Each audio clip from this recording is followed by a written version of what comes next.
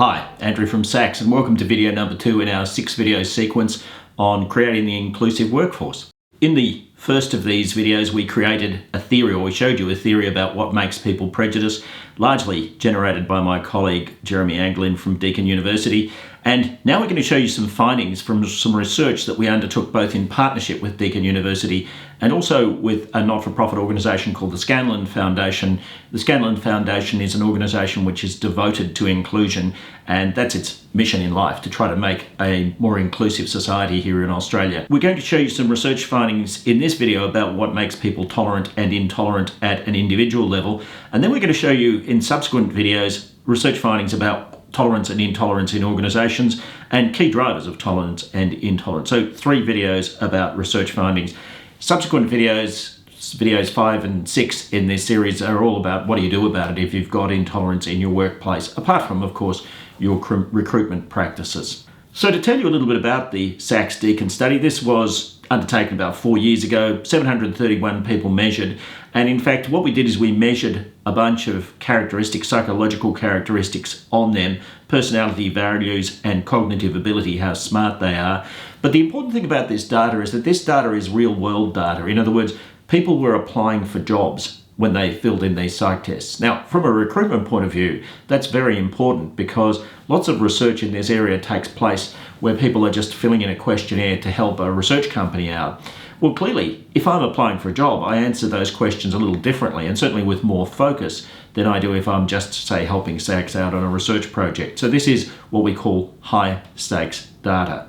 Now, subsequently, in most cases about 18 months later, we then went and asked them a bunch of questions about their attitudes towards diversity. In other words, what was their attitude to gender, ethnicity, to things like aging and to things like disability.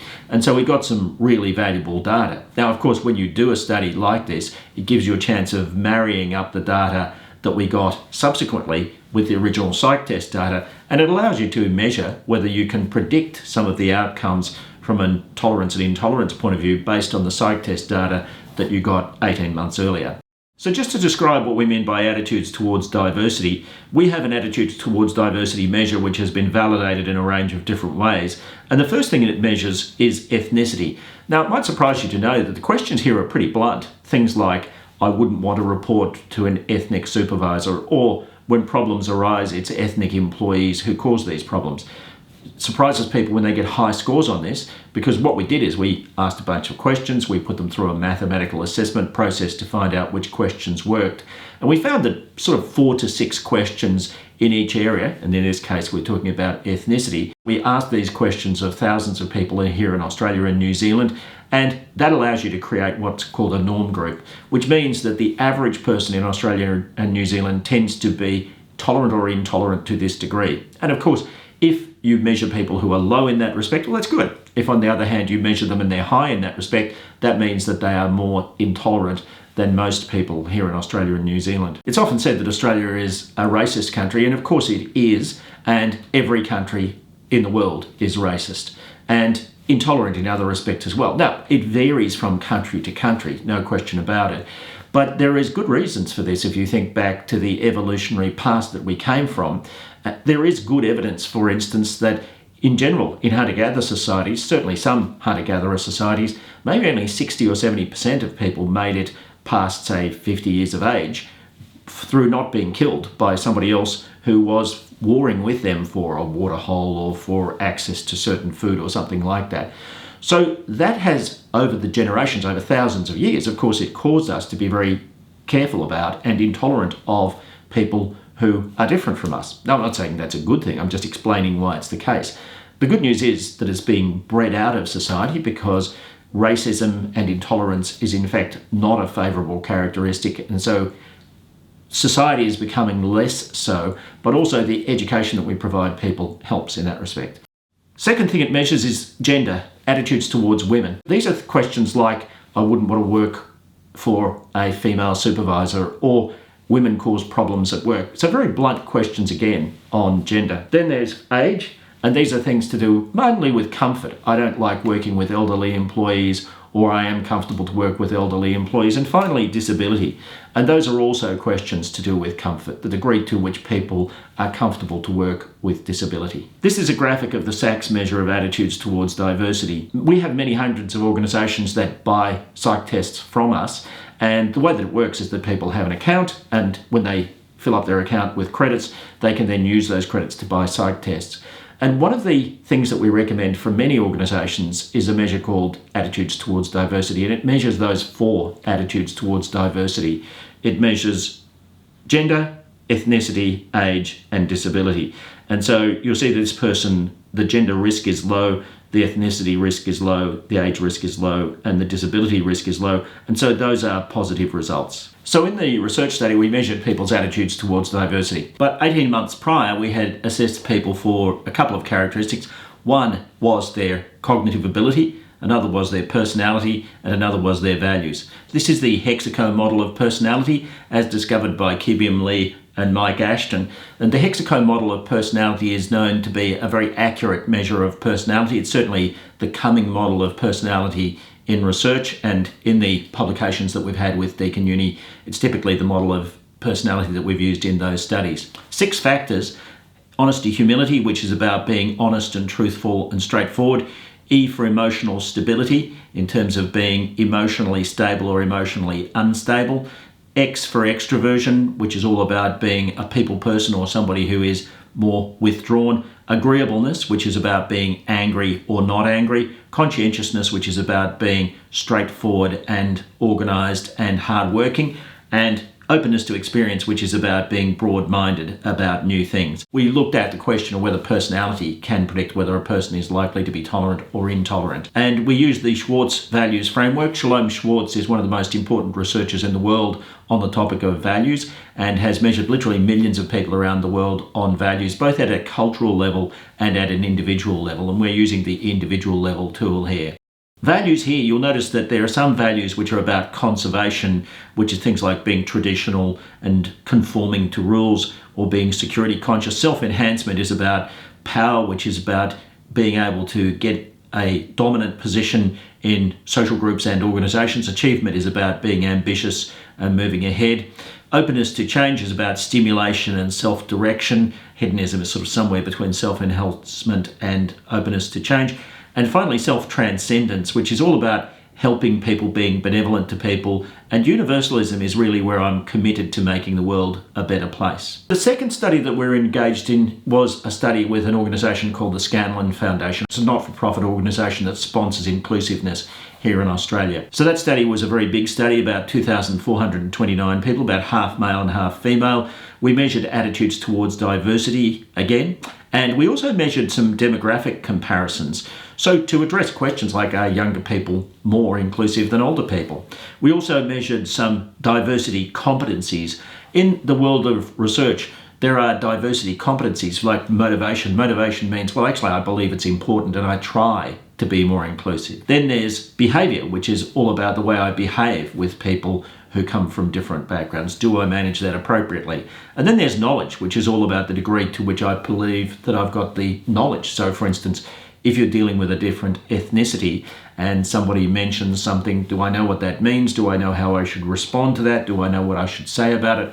Those are all things to do with knowledge. We also measured a thing called diversity climate. Now, diversity climate is the degree to which employees of an organisation believe that that organisation is committed to diversity. So if you have a positive diversity climate, what it means is that your employees feel that you care about diversity and you want them to care about diversity. And we also measured a bunch of other predictors of tolerance, and we reported on those. So let's talk about the findings. Finding number 1 is a really interesting one, and this is something that has been found around the world, which is that intolerant people tend to be, well, intolerant. So here you've got negative attitudes towards gender, ethnicity, and disability, and the elderly. And what we find is, you notice these are correlations. So correlations, these numbers here, can be 0, which means there's no relationship whatsoever, or they can be theoretically as high as 1 or -1. Now, we won't talk about negative correlations because that confuses things.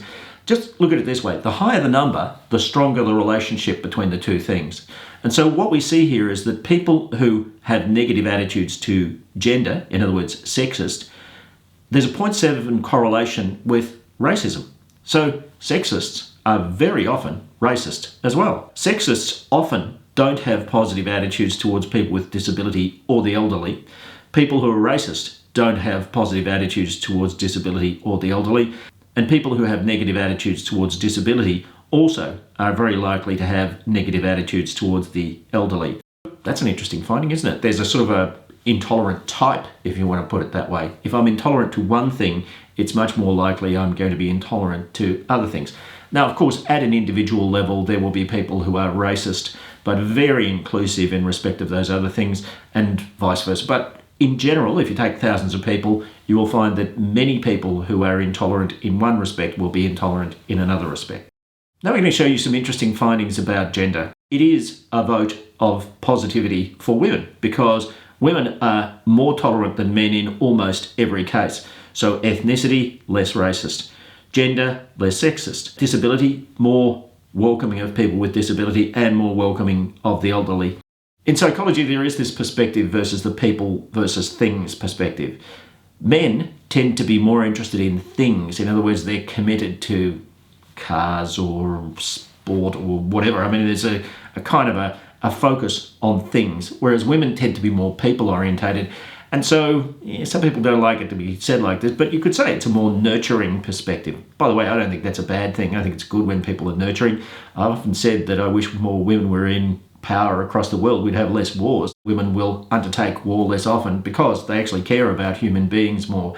But certainly you see in this data that people versus things perspective is supported. Finding number 3, younger people are far more tolerant, particularly as it comes to ethnic diversity.